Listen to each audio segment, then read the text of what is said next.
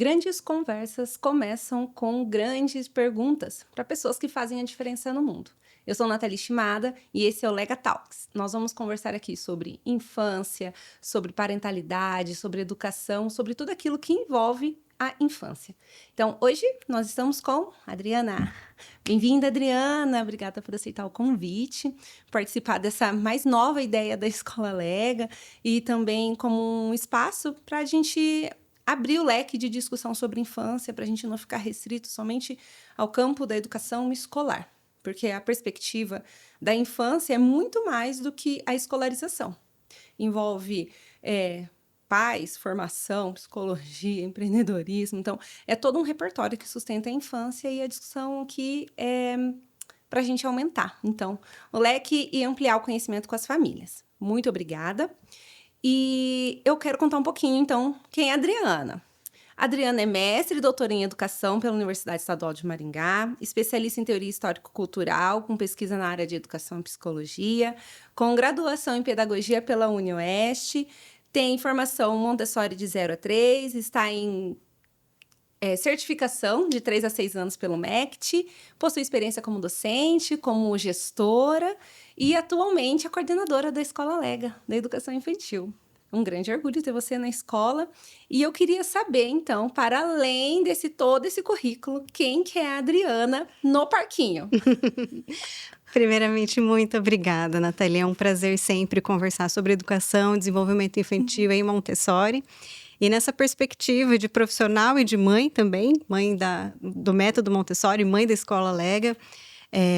E essa é a Adriana para além, né, do profissional. É uma pessoa apaixonada pela infância desde sempre, desde criança. Sonhava em ser professora e não me conformava com algumas coisas que eu via na escola.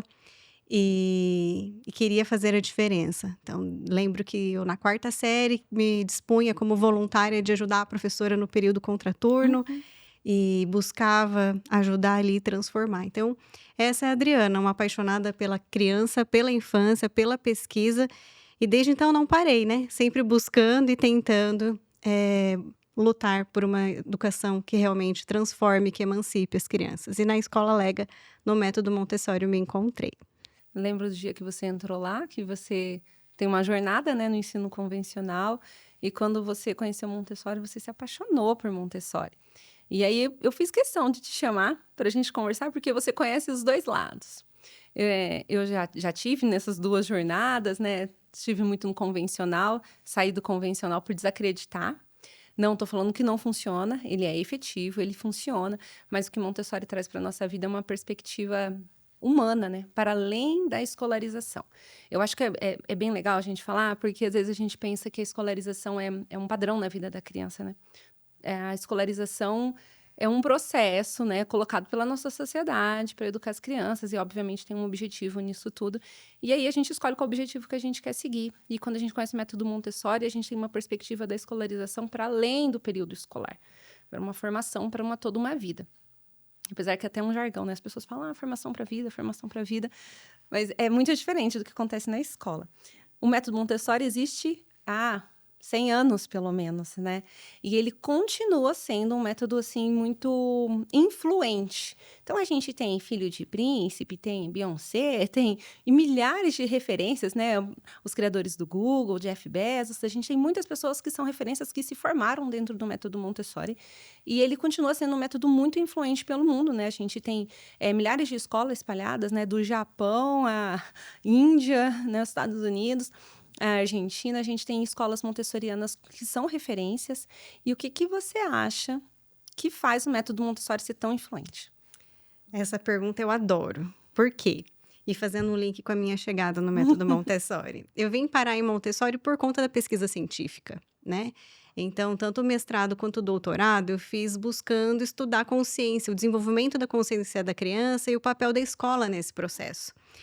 E aí, quando a gente vai dentro da teoria histórico-cultural, né? A partir de Vygotsky, Luria, Leontiev, estudando o desenvolvimento da consciência, a gente vai vendo a importância do espaço, do ambiente cultural, na formação da personalidade e do cognitivo da criança. E o ensino tradicional, ele não abarca isso. E aí eu fui encontrando meus incômodos, mesmo que seja um professor, um pesquisador, um gestor dentro do tradicional que busque a gente não consegue porque esbarra em questões de tempo e de espaço do tradicional, né? Uma sala enfileirada, é impossível pensar em autonomia e liberdade, se o ambiente cerceia isso. O mais engraçado é que você já foi professora do convencional, eu já fui. Quando a gente está lá no convencional, a gente acha que está respeitando, a gente acha que está atendendo a necessidade da criança, mas não estamos de fato. E assim, eu só tive ideia quando eu conheci Montessori, porque fui professora do convencional quando ainda existia babá super nanny. Sim. Era positivo deixar as crianças no cantinho do Nossa, pensamento.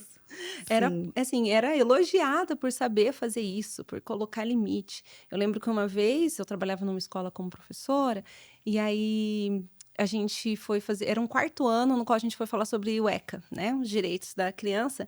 E o gestor da escola me chamou e falou assim: por que você fez isso? Você quer que as crianças liguem para a polícia para denunciar seus pais porque Nossa, bateram neles? As crianças são muito cheias de direito, elas não devem ter meu tanto. Isso daqui, Deus. e assim, ele retirou o conteúdo da minha aula porque ele não queria que eu Uma falasse. censura. Exato, ele não queria que eu falasse para as crianças que uma palmada não é só uma palmada, que uma palmada sim é uma agressão, né? Que as crianças não devem apanhar, que as crianças têm direitos, né? Direito à comida, à casa, proteção, educação, saúde.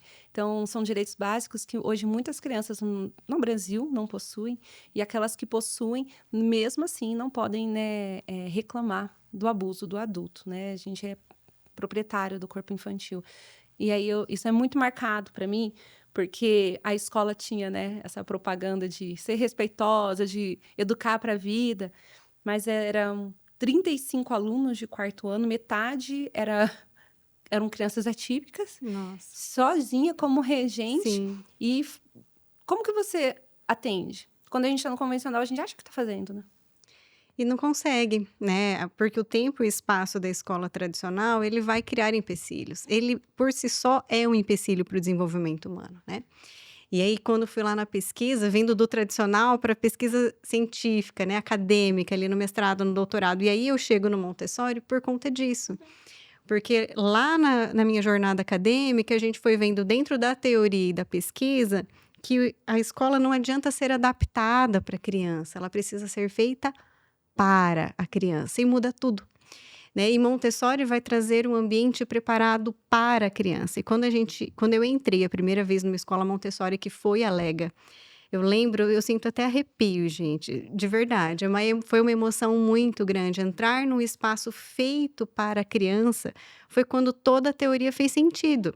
E aí respondo a sua pergunta, por que que Montessori funciona há séculos? Por conta dessa organização de tempo e espaço para o desenvolvimento infantil. Então, o espaço que é todo feito para suprir a necessidade do desenvolvimento humano, é possível sim pensar em uma autonomia e uma liberdade para a criança, né? Sem ser autoritário, sem ser uma anarquia, né? Como muitos pensam, ai, deve ser uma bagunça, pode tudo. Não, pelo contrário. É um ambiente onde o senso de comunidade, a responsabilidade, ela é formada na consciência desde bebê, no ambiente Montessori. E é por isso que é tão efetivo, porque vai sendo formada essa consciência, essa personalidade de um modo natural, de um modo leve. A criança vai tendo contato com a máxima elaboração de cultura, de responsabilidade, de consciência, como você citou, sobre direitos, deveres, o meu espaço, o espaço do outro. E sem contar o aspecto científico desse processo, né? Então, enquanto o tradicional vai trazendo ela personagens, a fantasia muito forte, e depois desconstrói tudo isso para criar o científico, no ambiente Montessori, essa consciência já vai sendo formada para a ciência. Então, a gente tem crianças com 6, 7 anos com pensamentos e um nível de criticidade que muito adulto não alcança no ensino tradicional. Por isso que ela funciona. As pessoas falam que não adianta saber aprender, né? Você tem que saber fazer boas perguntas. Exato, Aprendi na escola quem faz boas perguntas. exato. E as crianças fazem muito boas perguntas dentro do método Montessori, né? Sensacional! Eu falei que um dia eu vou fazer um livro só de perguntas que as crianças fizeram Boa! na escola. Porque cada pergunta, assim, intrigante que eles fazem sobre o universo, sobre o mundo, sobre a vida, que mantém uma curiosidade, né? Uma ânsia por aprender. A gente não aprende sem esse desejo, né? Eu gosto muito de José Pacheco, que ele fala que ninguém aprende. Eu não ensino ninguém. A pessoa, para aprender, ela precisa ter a vontade de aprender. Eu não consigo ensinar quem não quer aprender. Conteúdo dado não é conteúdo aprendido. E dentro do ensino tradicional, fui professora durante 10 anos de ensino tradicional, você dá o conteúdo independente se a criança quer ou não aprender. Lógico que existem ótimos professores que fazem, assim, do limão uma limonada. Mas a gente sabe que atender 100% a gente não consegue dentro de uma turma. Principalmente sistema apostilado, né? Que é feito em outro contexto, às vezes muitos anos antes, né? Por uma equipe editorial, que às vezes até tem professores, mas que estão deduzindo que o grupo X, no outro estado, vai dar conta. E isso foi uma grande aflição quando eu era professora do ensino tradicional, principalmente no período de alfabetização, ali, 1º ou 5º ano. Porque a realidade no tradicional é de um coletivo para fazer uma atividade só, e sendo uma apostila totalmente descontextualizada. Então, o professor tem que lutar ali para alcançar o máximo de crianças possível, mas não alcança. E é aí que começam as defasagens. E o Montessori, ele, no olhar individualizado, ele permite essa construção, essa personalificação, né? Se existe essa palavra, mas esse olhar personalizado para cada criança no seu processo de construção do conhecimento. Sim. Então, essa é a beleza e a efetividade do processo, porque essa curiosidade, que a Montessori chama de guia interior, vai mobilizando essa construção. Eu acho que o método Montessori trouxe muita paz para mim como docente, porque dentro da universidade você aprende o construtivismo, a teoria histórico-cultural, mas não existe um como fazer dentro de sala de aula. Como que eu aplico, então, lá o construtivismo em sala de aula? Como que eu aplico determinada teoria dentro de sala de aula? Existe sempre a teoria, mas não existe a prática. Existe um vácuo nesse espaço e a gente não consegue. Então, cada professor faz, no fundo, no final, aquilo que ele acha que compreendeu da teoria ou que a apostila está indicando do que fazer. E aí, quando a pessoa chega para fazer, né, eu vou falar da própria teoria histórico-cultural, que a gente sempre precisa saber de partir de onde o aluno está. Como que eu vou partir de onde esse educando está, se eu tenho 35? E cada um tem uma realidade socioeconômica, cada um tem uma realidade cultural, cada um tem até faixas etárias, que a gente pode ter até 12 meses de diferença, 11 meses de diferença dentro de uma turma nivelada. Como que a gente parte? A gente vai partir de uma determinada parte dessa turma. É impossível a gente partir de todos, né? Por exemplo, quando eu vou falar de insetos, básico, né? Vou falar de insetos de jardim. Hoje, da onde que eu vou partir de insetos de jardim? Porque, primeiro, os jardins são variados. Sim. E aí, a criança, às vezes, já chega na escola sabendo. Se é uma criança, né, que teve muito estímulo em casa, ela já chega sabendo. Aí, ela vai ter que ouvir de novo sobre isso. Fica entediada. Entediada, fadonha. Dispersa. E começa a fazer o quê? Cutucar o amigo, falar isso, desviar o assunto, fazer outras perguntas. Ele quer ir além da aula, né? Então, o aluno está interessado. Mas o professor não pode ir além.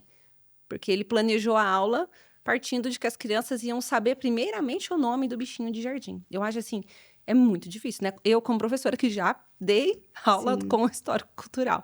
E qualquer outra metodologia. Construtivismo. Eu sou construtivista. Chega na sala, uma carteira atrás da outra, e todo mundo na lousa, com o aprendizado centrado no adulto, que a criança está ali como um receptor, né, de conteúdo. Ela não está ali para produzir saber. Ou então, que é uma das grandes críticas do ensino da perspectiva crítica, né, histórico-crítica, com relação ao construtivismo.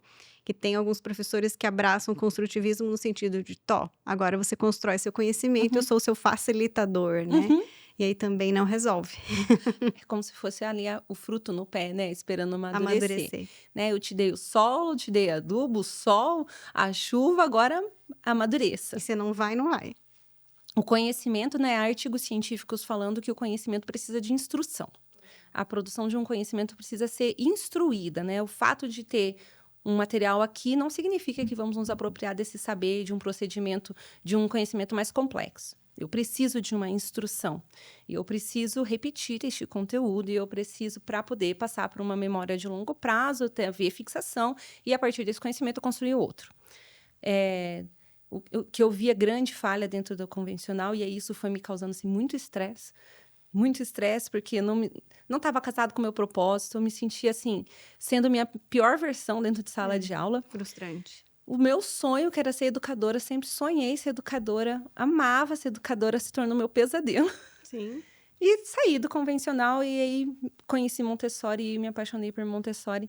Mas eu acho que Montessori casa muito isso, propósito, sala de aula, e você vê a efetividade do aprendizado. E é efetivo por conta desse olhar na consciência humana.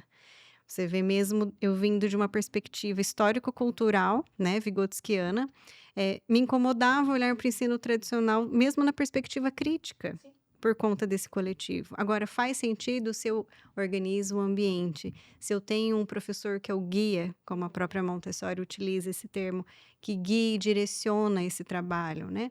Onde eu penso a sala de aula com materiais que são feitos para levar o raciocínio da criança para o lógico, seja na alfabetização, seja no conhecimento de mundo, na própria vida prática, que é uma das áreas, né, que a gente organiza na educação infantil do Espaço Montessori.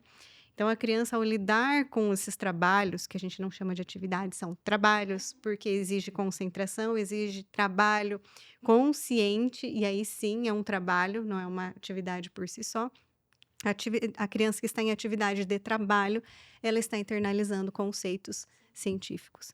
Então, nessa sala, nessa classe, eu posso permitir que a criança tenha livre escolha, que ela transite, que ela siga a curiosidade dela, manuseie esses materiais para que ela se aproprie. E o professor vai guiando e direcionando essa atenção, garantindo que vai acontecer essa atividade de trabalho, seja individual, em alguns momentos coletiva e volta para o individual. A criança vai fazendo o seu currículo ali no dia, o professor tem ali sua estrutura, né, intencionalmente para aquela criança, mas eu consigo permitir que ela tenha o movimento, a escolha ali no dia e na semana, no ano. Então, vai acontecendo de um modo mais fluido, natural e com sentido. Mas, para isso, eu preciso ter um espaço e um tempo organizado para o desenvolvimento infantil. Exige muito estudo, Montessori, né? Eu acho que o pilar ali, né, é o professor, né? Eu acho que o método Montessori valoriza demais o professor, né? Enquanto no convencional, qualquer um pode executar uma apostila, e eu digo qualquer um que tenha feito uma formação na área educacional, né? Não qualquer pessoa passando na rua, mas qualquer pessoa pode executar uma apostila. Dentro do Montessori, a gente não consegue. A pessoa precisa ter um desenvolvimento humano bem específico, Muito. pessoal, profissional, para além do conteúdo didático, né? Do conteúdo sobre o método Montessori. Ela precisa ver um desenvolvimento pessoal. Um processo constante, Sim, inclusive. sim. Além da formação para a especificidade da idade, né? Então, temos uma formação Montessori específica de 0 a 3 anos, outra específica de 3 a 6 anos, outra específica de 6 a 12. Além dessas formações que vão direcionando aos períodos de desenvolvimento, o professor constantemente precisa estar questionando a sua verdade, né? Porque a partir do momento que o professor entende que está confortável, que está tendo uma verdade sobre aquela situação, aí a Montessori vem nos desconstruir falando, opa, questione-se, né? A humildade. Então, ser Montessori é um processo, é um estilo de vida, né? Uma filosofia. Porque o tempo todo a gente está olhando para si também, para a nossa criança interior, para o nosso processo formativo. Você vê, acabei de terminar o doutorado, terminei em março deste ano. Estava agora, né? Tô fresquinha, voltando da formação lá do MEC de São Paulo, 15 dias, e me colocando constantemente em provocação, né? Porque ser Montessori é isso. Os formadores Montessori também se colocam nessa postura. Não somos os detentores da verdade, mas precisamos buscar e compreender essa criança. E por mais que a gente estude, cada criança é única, e isso é lindo, poder entrar nesse mundo, no universo de cada criança, que tem uma família, que tem uma história de vida, que tem um arcabouço ali cultural, e a gente poder atuar com ela. É lindo, não é?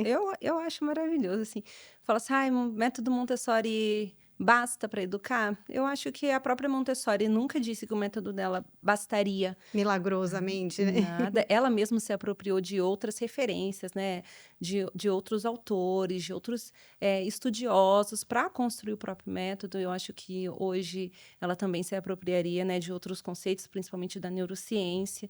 Apesar que ela foi, assim, médica, e ela se apropriou de conceitos da neurociência que hoje são utilizados, né, como a própria plasticidade neural, a própria construção de vocabulário, construção da linguagem. Na época não existia ressonância, não existia exame. E ela se apropriou disso com termos bem científicos e a partir da observação.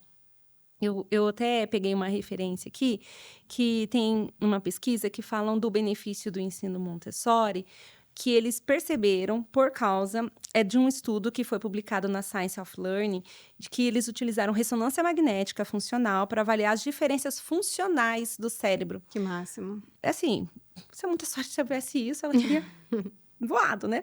Mas ela, hoje, né, num artigo científico, se provou que há diferenças funcionais de estudantes do método Montessori e de estudantes do ensino convencional, que a área de linguagem, matemática e função executiva, além do desenvolvimento socioemocional, são superiores. Eles dão um start superior de desenvolvimento. Em algum momento, ele pode chegar a se estabilizar, mas a formação Montessori inicial, nos primeiros anos de vida, a gente fala na primeira infância, fazem muita diferença. Com certeza. Porque é uma base estrutural para qualquer coisa que venha no futuro, né? E aí, eu acho que o principal é que são áreas que são acadêmicas e também não acadêmicas, né? Se você fala do desenvolvimento socioemocional, ele é a base para que você tenha disposição, prontidão para se construir um conhecimento mais complexo. Eu achei sensacional. Inclusive, ainda não li essa reportagem, quero ler, mas estava aqui borbulhando, porque casa muito com realmente a perspectiva também histórico-cultural do desenvolvimento, visto que a personalidade se forma até os 6 anos, né? Então, se eu tenho um desenvolvimento socioemocional bem estruturado nesse período onde eu desenvolvo a personalidade, ela se consolida até os 6, depois a gente vai ajustando, refinando. Mas os primeiros afetos e desafetos, as primeiras afinidades e desafinidades, né? A nossa estrutura cognitiva e conceitual que vem da linguagem, dessa imagem que eu vou internalizando como sujeito do que eu estou tendo de primeira experiência, eu vou fazer total diferença, tanto na parte socioemocional quanto na função executiva. Então, e o que a gente vê, assim, né, na sociedade afora, no ensino tradicional, mas mesmo nas famílias, né, o contrário, privando a criança até os 6 anos de desenvolverem suas funções executivas, em nome de, coitadinho, é uma criança, ai, não, lá na frente aprende. Até aprende, mas vai sofrer muito mais. Mas há muito controle externo, né? Repressão. Desenvolvimento socioemocional depende, né, de uma capacidade de agir, consertar o próprio erro, refazer.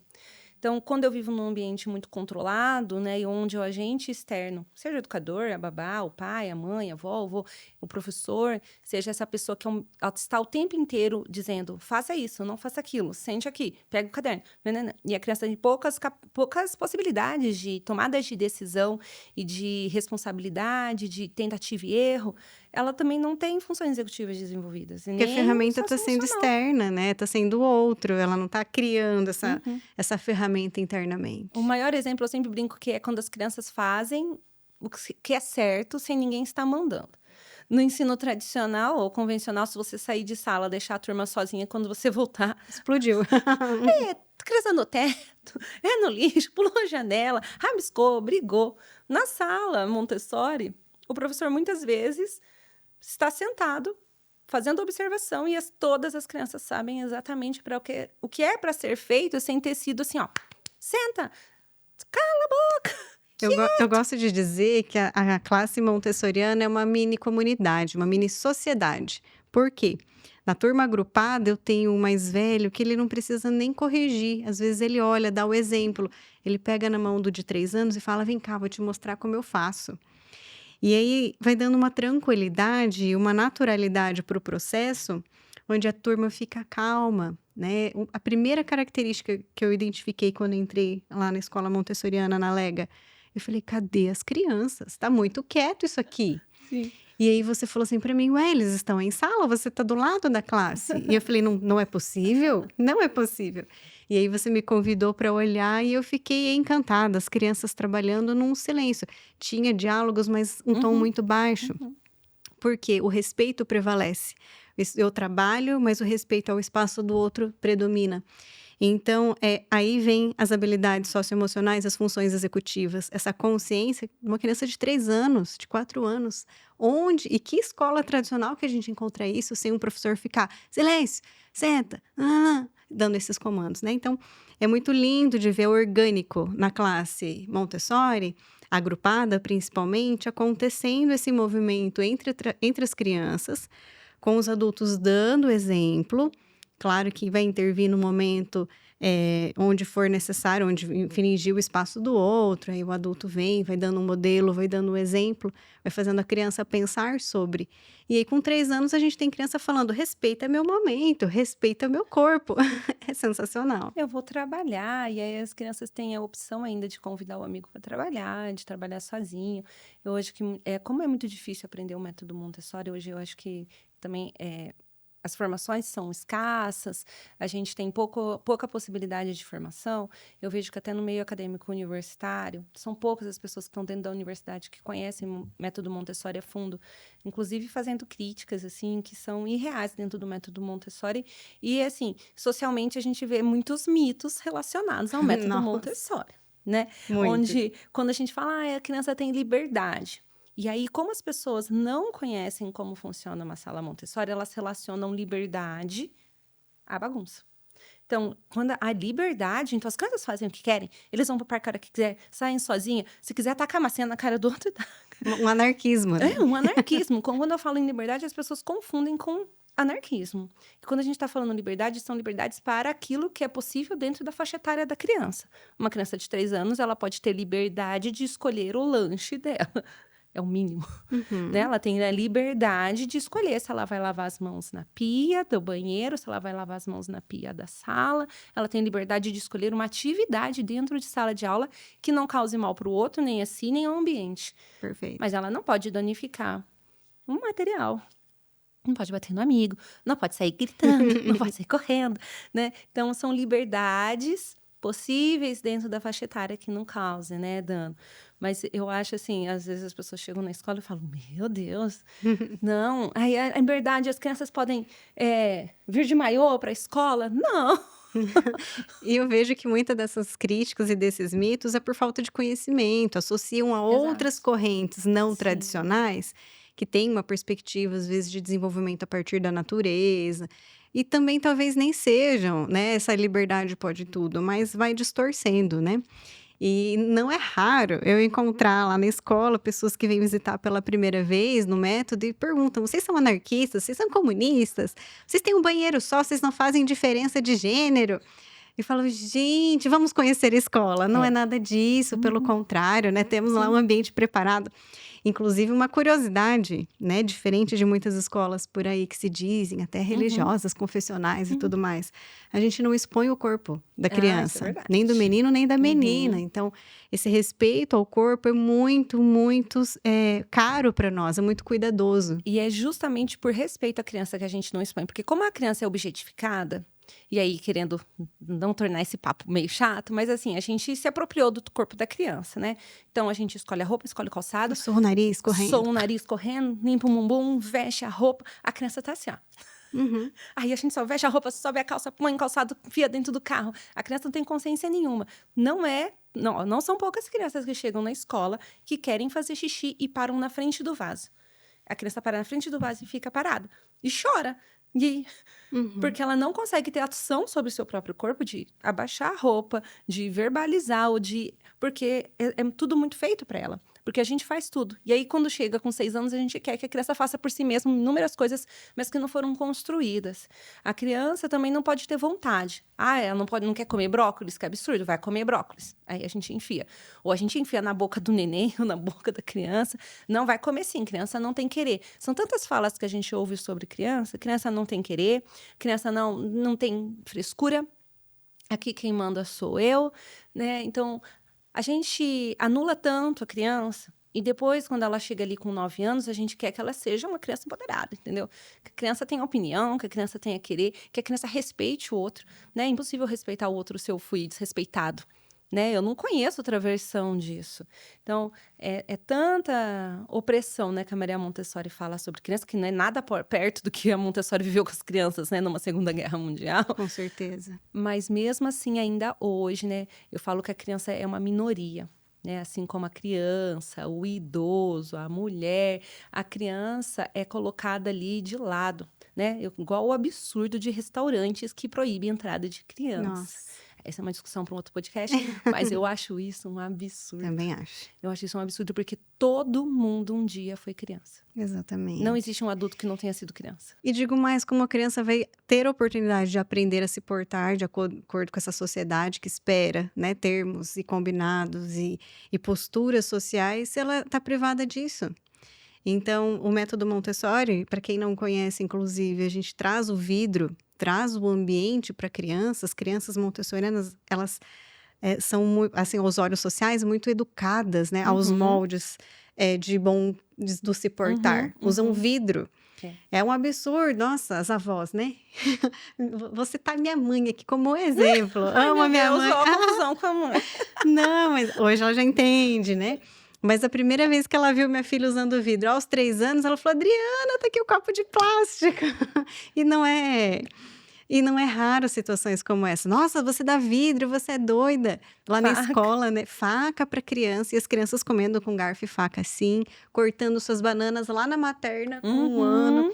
É claro que é uma faca especial, é um material preparado acompanhada pelo adulto, né? Instruída, né? No ambiente. Aí é uma outra circunstância, mas as crianças têm as mãos mais delicadas.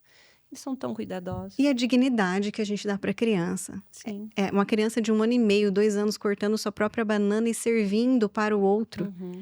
Isso é sensacional. Há uma habilidade de função executiva e socioemocional, como a gente citou agora há pouco, de planejamento, de execução, de linguagem, de social.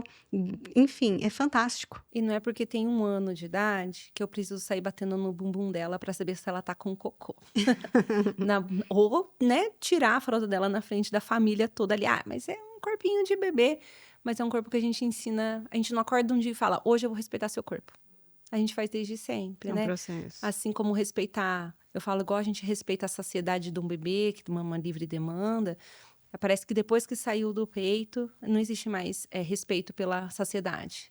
Tem que comer o tanto que a gente acha que deve caber dentro desse corpo, né? A gente esquece que a criança tem um momento de saciedade. A gente desrespeita o sono da criança. Aí, quando a criança fica estressada, a gente...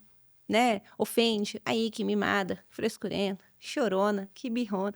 A gente... tem tantos termos para falar das crianças e a gente esquece do adulto, que está ali colocando a criança numa lógica adulta sem priorizar a criança e seu desenvolvimento. Só para retomar os mitos, quando a gente fala, então, de respeito à criança, as pessoas entendem que a gente está falando sobre permissividade. Nossa, sim.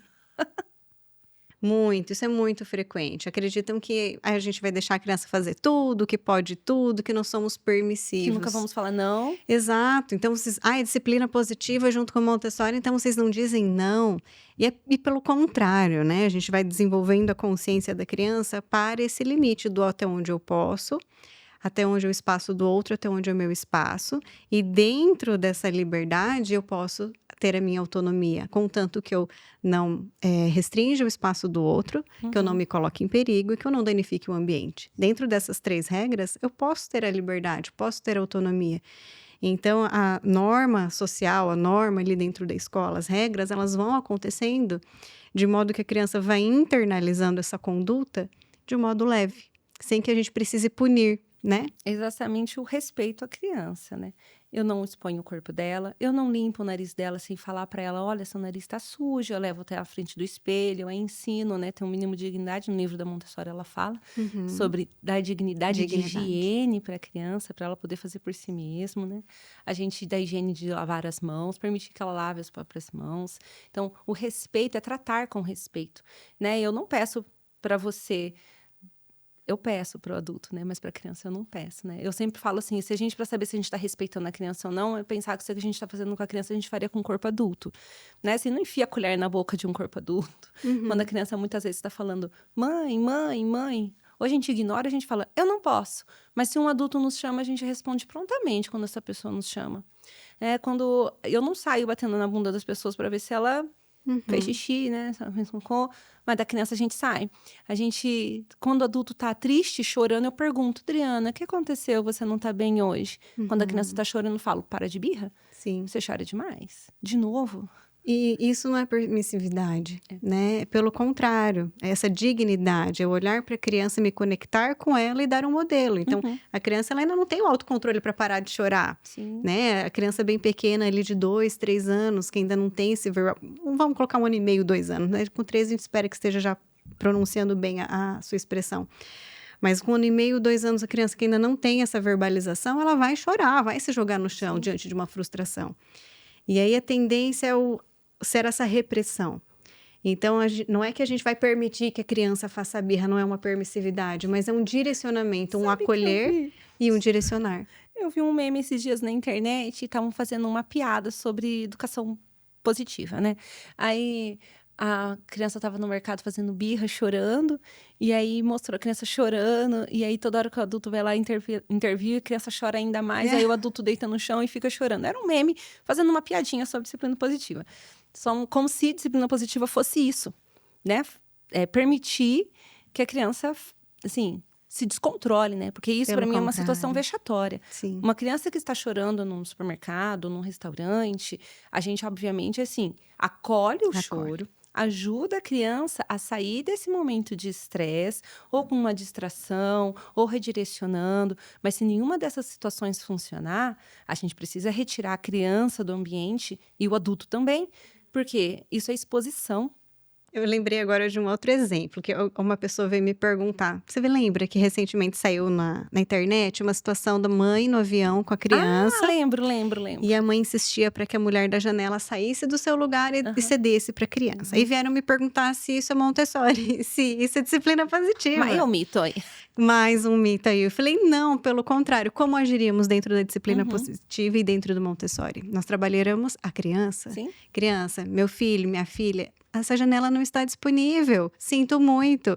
Mas a gente tem outras possibilidades, a gente, né, vai direcionar a criança. Então, esse é um ótimo exemplo do que é permissividade. Permissividade seria se eu insistisse com aquela pessoa para sair da janela e permitisse, né? Que era a postura daquela mãe permissiva.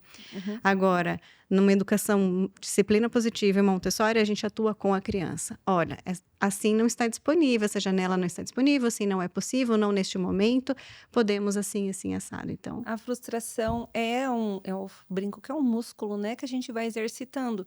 E quando a criança está frustrada e quando a criança está chorando, ela não precisa ser humilhada. exato. Ela precisa ser acolhida e e direcionada. ensinada a como lidar com essa raiva, com essa frustração. O fato da gente acolher um choro não significa dizer sim, né? E aí a gente vive uma sociedade onde a gente também não suporta o choro, né? A gente quer silenciar esse choro o tempo inteiro. Porque fomos silenciados, né? A gente não pode esquecer, a gente cita os avós, muitas vezes culpa também os nossos pais, mas eles vieram de educação que passou por ditaduras, né? Que foram censuradas, que foram extremamente rígidos, foram silenciadas, né? A gente não pode esquecer disso. E aí cabe a nós, que temos acesso agora a todos esses estudos, né? A todo esse conhecimento, quebrar o ciclo, Sim. né? Montessori já está tentando quebrar o ciclo faz tempo, né? Mas é um trabalho de formiguinha. Outro mito. Montessori é só para crianças pequenas. Nossa.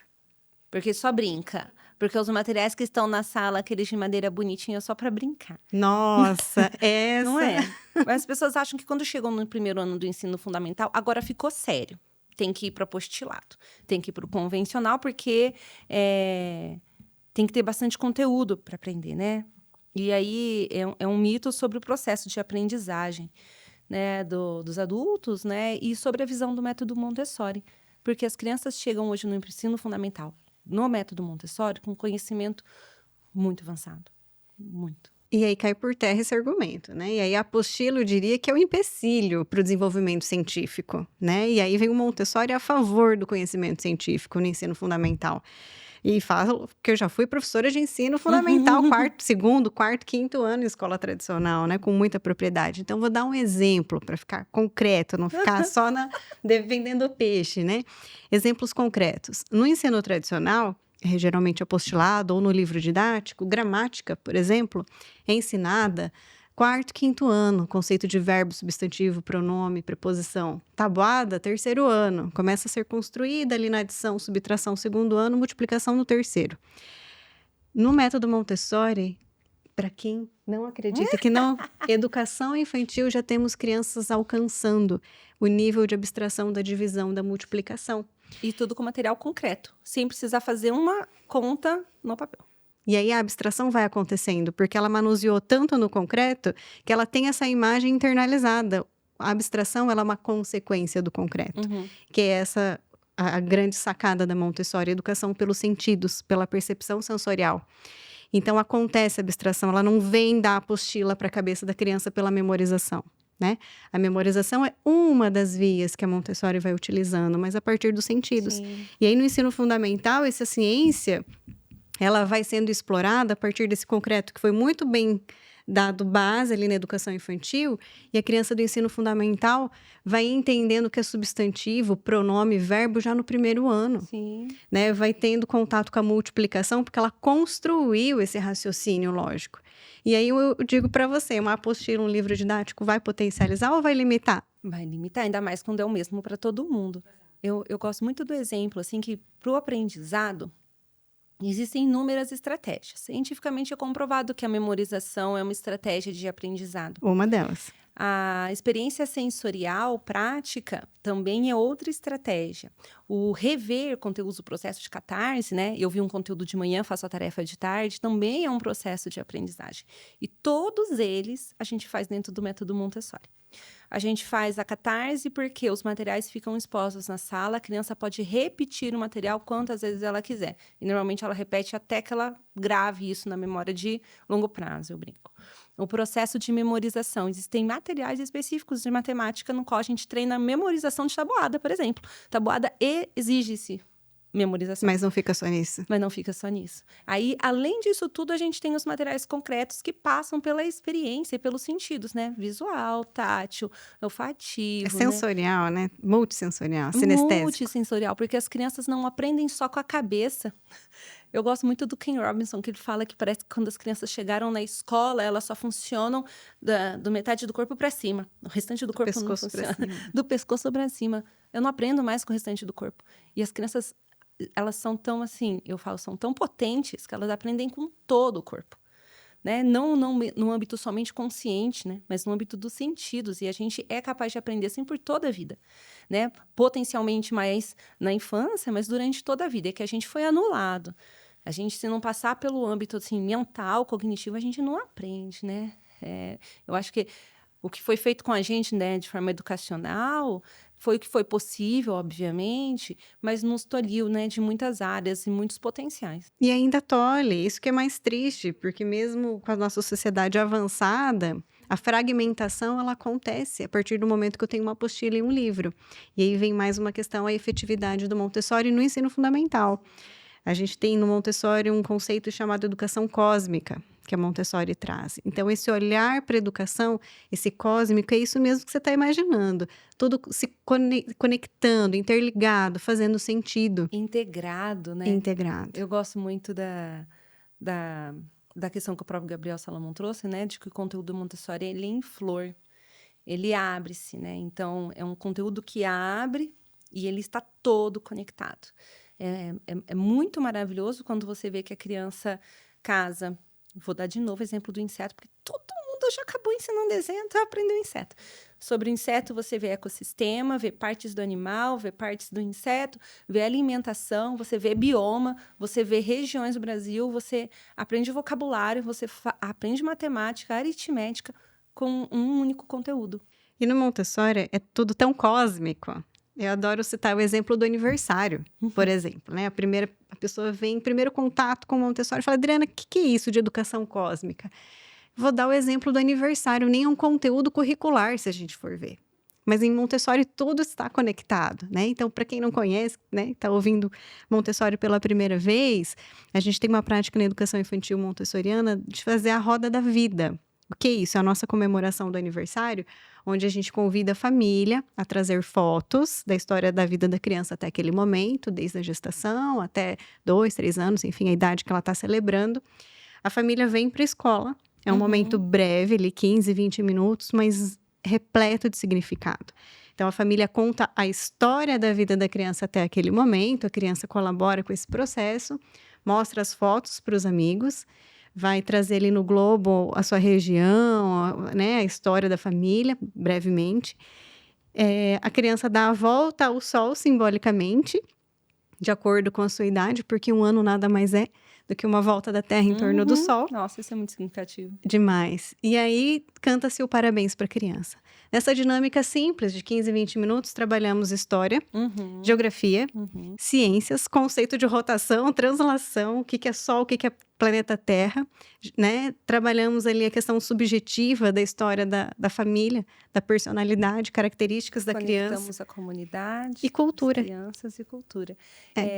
Eu acho que falamos já muito sobre Montessori, mas a gente ultrapassou alguns mitos, né? Eu acho que o principal mito é de que Montessori se resume à casinha, né? A caminha de casinha. Essa é Meu clássica. Deus, não existe nada de referência em Montessori sobre casinha e caminha, né? Eu acho que a arquitetura se apropriou disso, né? Num benefício para a criança. Mas da onde vem esse mito da caminha de casinha que é Montessori? Gente, para mim é extremamente comercial isso aí, né? Montessori deve se revirar lá, tadinha. A casinha Montessori é extremamente comercial. O conceito montessoriano, como a gente começou falando, não é adaptar para a criança, é fazer para a criança, né? Então, não é a casinha que vai garantir uma educação montessoriana. Se a gente falou tanto aqui, Montessori é uma filosofia, um modo de ver a criança, né? Então, sinto muito, quem tem a casinha não está fazendo Montessori em casa. Não é feio, é bonito, mas não significa que a gente esteja fazendo Montessori, né? O fato da gente ter a cama no chão para a criança poder... A cama no chão, gente, a cama no chão é para que a criança consiga subir e descer da cama quando ela bem entender. Para ela ter autonomia de quando ela sentir sono, ela conseguir ir para a cama dormir. Criança que está no berço, legal, bacana, mas como que a criança consegue ir dormir sozinha se ela quiser? Ela depende do adulto até para dormir, ela depende do adulto para pegar uma água, porque a água está alta. Ela não tem autonomia nem para beber água. Dirá para dizer que está com fome, né? Quem deixa em casa alimento disponível para a criança? Não pode, porque senão vai jogar fora. Não vai. Eu acho que as crianças precisam ter oportunidade. E aí, quando a gente fala sobre Montessori, é para toda a família e é para toda criança? Para fechar. Polêmica, né? Deveria ser, né? Eu acho que é para toda criança. É para toda criança, mas nem toda família está preparada, infelizmente, né? Isso. Mas o importante é que esse olhar para a criança de respeito, né? E o respeito significa, primeiramente, despojar-se das verdades e da soberania do adulto, né? Então, eu preciso, antes de julgar o choro da criança, eu preciso entender, acolher e entender, né? E o choro é só um exemplo, porque é a porta de entrada para o julgamento. Ai, mimado é isso, aquilo. Então, se a família estiver aberta a se conectar com a criança, a entender essa criança, estará respeitando e sim, Montessori estará acontecendo, né? Pode não entender dos materiais montessorianos, mas esse respeito, o protagonismo infantil estará acontecendo. Então, é para todos, mas nem todo mundo está preparado, né? Eu falo que exige-se muita participação. Uma família que decide seguir lá os princípios montessorianos precisa participar muito. Exato. Então, quando eu vou falar de desfraude, eu não vou falar do dia do desfraude, né? Para fazer um desfraude, eu preciso que a criança demonstre prontidão, preciso preparar cognitivamente, emocionalmente e fisiologicamente. Quando eu falo de alfabetização, existe a observação, existe o atendimento da prontidão da criança, o preparo emocional, existe um enredo, né, de letramento para que possa ser alfabetizado. Quando eu falo de uma criança que está fazendo birra, eu preciso olhar para a criança. Ela está cansada? Ela está com fome? Eu ultrapassei o horário de sono dela? Quantos nãos eu disse para essa criança hoje? Então, eu vou imaginar. Imagine você em casa, você criança. Você está com sede e você não pode beber água. Você está com fome, mas você não pode pegar comida. Você está com sono, mas você não tem acesso nem aos seus brinquedos, nem à sua cama. Você vai pegar água? Não, não pode. Não, não pega. Não, agora não. Não, você vai ficar aqui. E aí eu não atendo nem as necessidades psicológicas, físicas e emocionais. E aí, quando a criança faz birra, eu falo, que criança birrenta? Quando ela não foi nenhuma vez atendida. Então, exige-se um olhar observador, né? Eu que nem às vezes a criança chega na escola, ela chega assim, eu falo, ai, tá com sono hoje. A gente vai tentar encaminhar a criança para um momento mais relaxante, para que ela possa se despertar ou adormecer. Lá na escola, as crianças chegam num ponto de ir dormir sozinha, né? Elas pegam as coisinhas dela e vão dormir sozinha, porque a cama tá disponível. A cozinha dentro da sala Montessori está disponível, as crianças se servem, lancham e elas lavam a própria louça. E as famílias geralmente me perguntam: Adriana, eu nunca vou ter preparado para o Montessori. Eu digo que sim, nós estamos, a partir do momento que estamos nos questionando, estamos preparados para isso, Nos né? questionando, observando a criança, quem que é esse Isso. indivíduo para além de mim, né? O filho não é nossa extensão, Isso. né? Quem que é esse ser que se apresenta para mim? Quais são as necessidades Quem ele dele? pode ser. Quem que ele pode ser, né? E aceitar esta criança como ela pode ser. Eu acho que é o nosso trabalho. Eu gosto, é piegas, mas eu gosto da ideia da plantinha, né? Que nós somos quem nessa plantinha que está crescendo. Eu nunca vou transformar um orégano num alecrim. Claro. Se ele veio orégano, vai ser orégano. Se veio alecrim, vai ser alecrim, né? Se ele veio uma flor, vai ser uma flor. Eu nunca vou conseguir mudar essa plantinha. O que eu consigo fazer é que ela seja a melhor plantinha. Adubando, preparando o sol, regando, observando o que ela precisa. Quando a criança se apresenta para nós, a gente fala, não, você não vai ser assim. Você vai ser de outro jeito. E aí, eu culpabilizo a criança pelo próprio comportamento. Entrar num cabo de guerra. Entramos num cabo de guerra e não permitimos que a criança, né, desabroche. A gente quer que a criança seja aquilo que é como expectativa de pai e mãe, a gente formulou. Então, agora eu posso responder essa pergunta. Pode. Sim, é para toda criança, é para toda família que questiona. Uhum. Questiona se está entregando, se está julgando ou se está entregando o seu melhor para a criança. Se está se conectando, se está buscando entender quem é essa criança. Se ela é alecrim ou se ela é um orégano, né? Digamos O que assim. será? Então, a partir do momento que a família está aberta a buscar, ela está preparada, né? Então, não existe uma receita, nunca seremos perfeitos. Posso ter doutorado, pós-doc, o que for, né? A própria Maria Montessori não se colocava como detentora de tudo. Sim. Então, a partir do momento que a família reconhece esse potencial, ela está preparada. Então, é para todos, principalmente para toda criança. Mas a gente precisa questionar-se. Questionar-se e eu acho que participar, né? A educação não é um local onde duas mãos, né, que executam. A educação de uma criança exige-se toda a comunidade, toda a família, né? A criança não é só dos pais e da mãe, né? A criança tem um tio, tem uma tia, tem um vô, tem um vó. Também não é só da escola. Não é só da escola, então existe toda uma comunidade que participa dessa educação e que está pronto para formar, porque, né, como que é essa Montessori fala, se existe fé na humanidade, ela está nas crianças, né? Eu tenho fé nas crianças, eu ainda acho que as crianças de hoje são as que podem fazer um mundo melhor. Eu também acredito. E trabalhamos todo dia para isso. É o nosso gás, né? A nossa motivação. Propósito. Adriana, o papo tá maravilhoso. Já acabou? Acabou. Espero que as pessoas tenham aproveitado, que você aí em casa, você que está ouvindo, tenha gostado, que isso assim sirva para o seu coração, que tenha ficado assim um pouquinho pra gente, não precisa seguir o método Montessori, mas assim que você reflita um pouquinho sobre a criança que você convive, né, a sua mesmo ou dos outros, o que a gente pode fazer? E aí para contribuir para um mundo melhor e para a gente fazer a diferença no mundo. Acho que é para isso que a gente está aqui. Agradeço muito, agradeço dia a dia com você, Adriana, te admiro muito como profissional. Total, recíproco. Imagina, é uma honra estar com você. Esse podcast está sendo muito importante. E a mestra. Eu agradeço muito, tá? Pela generosidade de todos os dias e por acreditar sempre nas crianças. Eu acho que é esse o nosso trabalho. Então, é isso. Um beijo, me despeço de você. Obrigada, gente. Então, confiram aí. Mandem para a família, para os amigos, quem quiser ouvir esse podcast, que precisa aí aprender um pouco sobre criança. E aí, confira também os próximos episódios nossos.